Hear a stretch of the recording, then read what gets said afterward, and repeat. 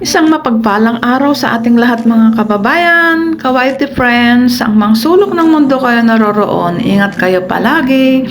Ang bidyong ito ay part 2 ng aking pagpunta ng Taiwan, itong Chinese New Year. Ito, pagpatuloy ko na naman. Enjoy watching at pasensya na kayo. Mga upload kong walang kabuluhan. Ito nung nasa taas na kami.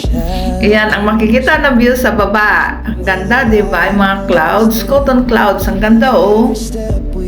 Shout out nga pala sa Kapamilya University, aka Asbar Family.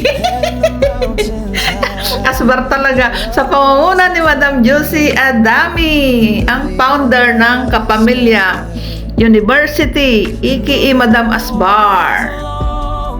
Ito nga pala, sa loob ng eroplano yan. Kasi umaga yung flight ko papuntang Taiwan. Ito yung pagkain na agahan.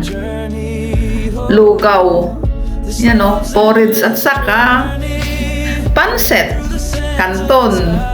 Yan. Pansit canton ba yun? Oo. Masarap din siya. Ito, ang ganda ng view, diba? Sa labas.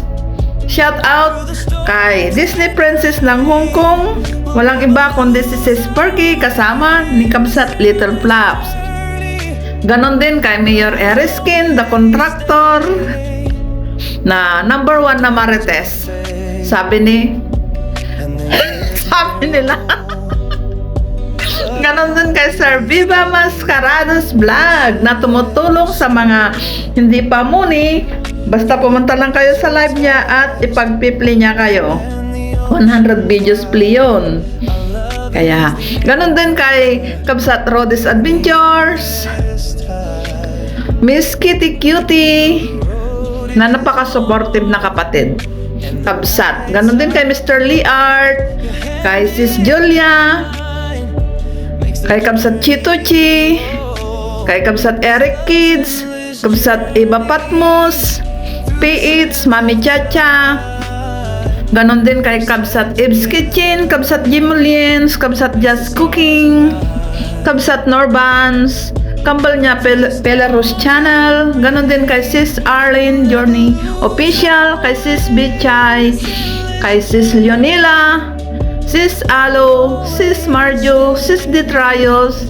Shout out din kay Sis Jumicel, Sis Rika B, Japina 29 na nasa Japan na supportive. Ganon din kay Sis Chen Chen, Sis Sikoy Marley, Kabsat Marpi, Kabsat Estila, Sis Nelia, Kabsat GRMT House, Kabsat Lisa Vlog 8. Ito nga pala ay nung pababa na kami sa Taiwan Airport. Taoyuan International Airport. Malayo pa ang biyahe, mga 30 minutes sa express train papuntang Taipei City. Pero pag nag-bus ka, shuttle bus, mga 1 oras pa ang biyahe. Ito na, lumapag na kami sa Taoyuan International Airport. Shout out nga pala kay Sis Sunny, Hope Dayot, Sis Florisa, Kabsat Lady Pandakaki. Ganon din kay Kabsat Remy Home Cooking, Sis Lotlot, Sis Evelyn R. Vlogs, kay kapatid Kael Concepcion. Shout out sa inyong lahat. Ganon din kay Father Insan, Dibdib Simple Craft, Sis Gracie TV, Sis Marlene Graves. Shout out din kay Sis Lilian Herbar Channel, kay Sis Welma Pasaway Vlogs. Ganon din kay Kapitana Banido si Marie. At sa inyong lahat, ganun din kay Kabsat Remy Home Cooking.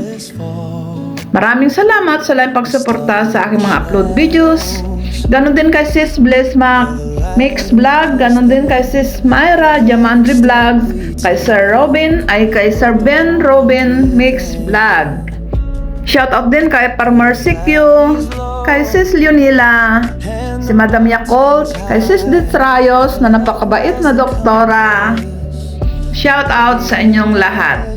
Uy, muntik ko makalimutan. Shoutout kay Sis Ursula aka Hate TV Vlogs, kay Kamsat Eric Kids. Ito, palabas na kami ng eroplano. Nakarating na kami ng Taiwan na ang oras ng biyahe ay 1 oras at 10 minutes only. Yan na, palabas na kami. Sisikoy Merly Season Channel, shout out. Ganon din kay kapatid Sophia Georgia, shout out. Ganon din kay Kabsat Monica Mertz Vlog. Salamat sa laging pagsuporta sa aking mga upload videos. Ganon din kay Your Fanda. Ito na, palabas na. Papunta na kami sa immigration. Ito yung sa ano ng eroplano. Cubicle. Yan na, nakalabas na kami mga lalabs. Ito, nadaanan namin yung sa boarding gate. Nung mga papasok naman na sa pintuan ng eroplano, sila naman yung mga susunod na sasakay, mga yan nadaanan namin na nakaupo sa loob ng ano. Ito na, at papunta na sa immigration. Medyo natagalan pala ako sa immigration yung time na yan kasi dyan sa eroplano, dati may binibigay sila na papel, na embarkation card na fill upan. Ngayon wala na. Direct ka na dyan na mag-online, na mag-fill up. Hindi ako makagitro nung time na yan. Kaya natagalan ako doon, nagpa-assist ako doon sa officer na nag-assess. Ito yung madaanan papunta sa immigration. Yan yung mapa ng Taiwan, parang dahon lang ng tabako. Yun naman yun, ang ganda yun. Napasyalan ko na yun nung year 1999. Yung parang ulo ni Queen Elizabeth. Sa Yeoju Park ang tawag sa ano na yun. Pasyalan na yun, ang ganda. Gusto kong balikan. Ito na nga, at dito na yung sa immigration area. Video pa ako dyan, pero mamaya bawal na kasi mag-video yung sa pilahan na yung sa pag-check ng mga passport. Ito ang view na makikita habang naglalakad ako dyan. Nag-video muna at nag-picture para naman ma-share ko sa inyo. Yung sa immigration. O, diba? Kakaunti pa yung tao na dumating nung time na yan kasi maaga pa. Ito yun, bago mag-Chinese New Year, yan yung design sa ano nila yung logo ng Taiwan. Ganda, di ba? Tumitingin ako ng ano, kung may Pilipinas sana at magpa-picture ako kaso wala man lang ako nakasabay. Pero nung paano na marami nang dumating na yung mga nag-tour galing sa iba-ibang bansa na pumunta ng Taiwan. Kasi ito, pre-visa ang papunta ng Taiwan. Basta maipakita ka lang na yung proof of address mo, natutuluyan mo dyan, at saka yung round trip ticket, yun lang yung pinapakita dyan. Kasi hanggang 14 days lang yung talagang pag-stay dyan sa Taiwan. Pre-visa. Yan, nag-video muna ako dyan. Tapos, nagpunta na ako doon sa fill-upan ng ano. Hindi ako makagitro. Yan yung sa gitna na yun, sa may blue na yun, doon yun. Nagpa-assist ako sa kasi nga hindi ako nakapagsulat sa eroplano sa loob kasi wala na sila binibigay na papel na yung embarkation card. Kaya mag-sign in ka na dyan online. Yan, dyan na side.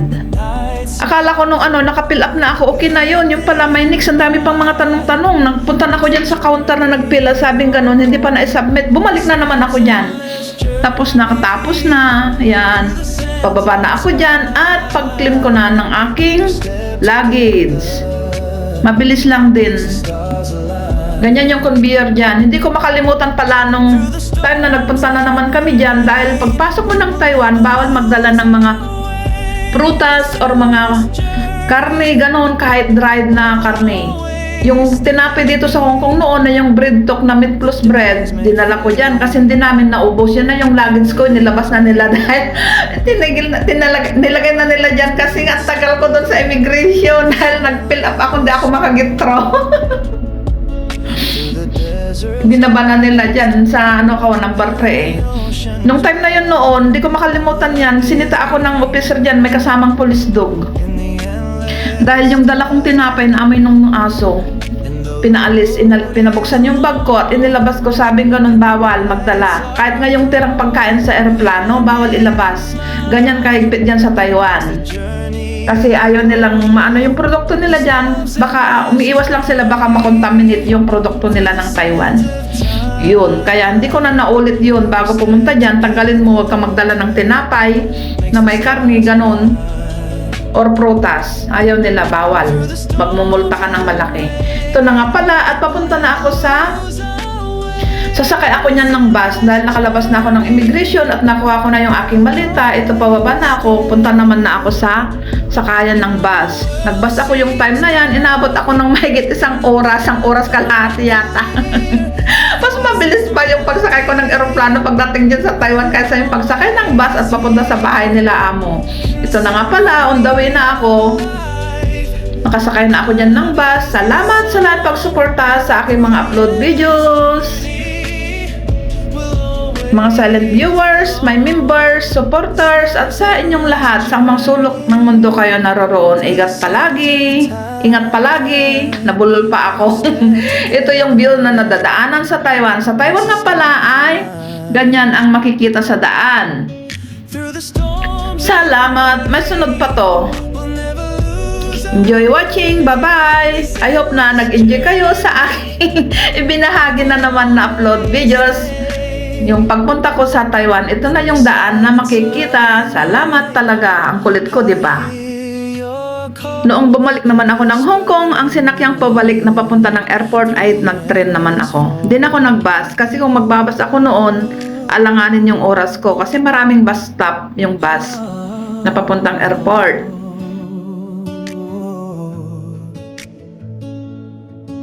In the silence of the night, I hear your call, a whisper in Maraming factory dito sa Taiwan. Yan, may mga madadaanan dyan na factory. shadows, where the light Enjoy watching! Salamat talaga sa lahat pagsuporta sa aking mga upload videos at saka mga hindi ko nabanggit sa shoutout. Sa next na lang.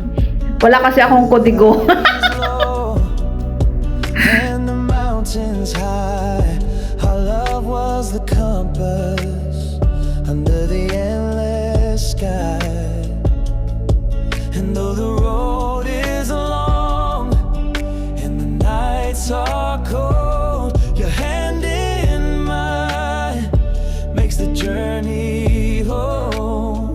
This love's endless journey through the sands of time. Every step together makes the stars align. Through the storms and rain, we'll never lose our way in this endless journey. Love will always stay.